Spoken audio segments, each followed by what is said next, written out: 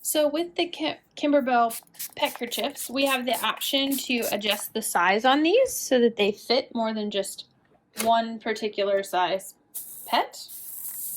So I'm going to do the same thing that we did with our first one. I'm going to press out all of the wrinkles and things using a little bit of flatter. I always like to start with a nice crisp flat piece without any wrinkles. Just gives you prettier finished products. Get everything pressed out there. And then we're going to take and we're going to fold this Petkerchief in half, wrong sides together, snaps facing up towards me. And I am just going to press that crease. Next, because we're going to make this one into a little bit smaller size, we're going to take it over to our cutting board and I'm going to mark it and show you how to cut it. So when we're ready to cut down our Petkerchief, there is a sizing chart in your instructions that gives you size and weight. Let's see, here it is. Size and weight for your cat or dog, what size is recommended for. I'm going to do a small. So then when we flip over to the next page, we see some lines indicating where the small, extra small, and medium size cuts are.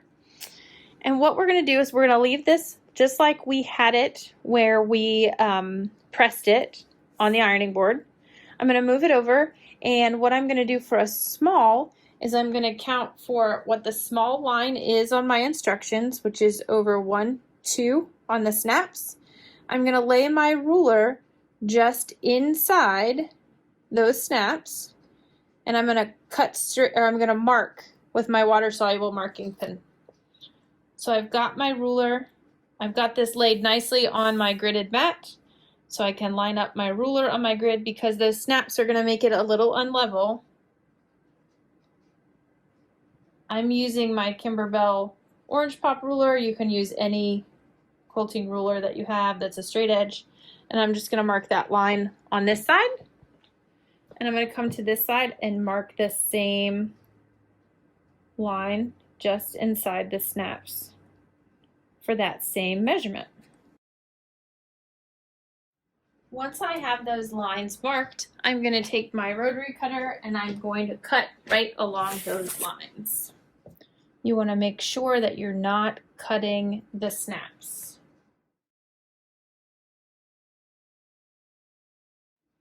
From here, I'm now going to take and I'm going to fold in half lengthwise and finger press this down.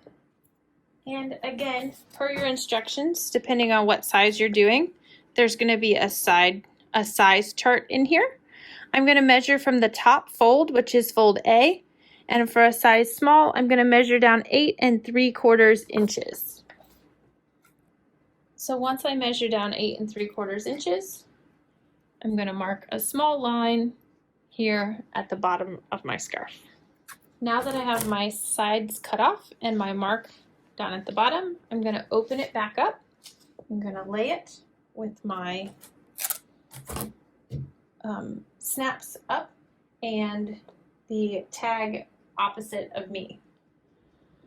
So now we're going to create our 45-degree angle, and we are going to, I'm going to show you how to do that using an orange pop ruler. This is from the Kimberbell orange pop rulers. I'm going to take and I'm going to put the tip of my orange pop ruler right on the line that I created here, and I'm going to make sure that my corner lines up on that B fold line that we created when we finger pressed, and I'm going to make sure the top also lines up right here with that line as well to create my 45-degree angles. If I don't have an orange pop ruler, I can also use a 45-degree mark on my regular quilting ruler. And to do that, I'm going to take my 45-degree line, I'm going to line it up at the base of that point, and then make sure the top lines up with my B fold line and the bottom lines up with my B fold line to create my 45-degree angle. I'm going to turn it and do the opposite on this side and mark it to make sure that I have my angles as well. So you have two different options to create that 45-degree angle. So I've measured it. I've got this laying point to point, and then I'm just going to draw a line with my water-soluble pin.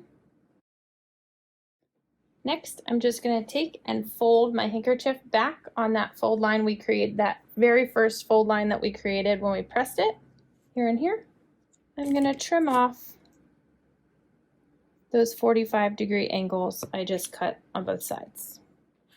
Once this is done, we're going to continue on just like we did with the previous, with the large size that we did.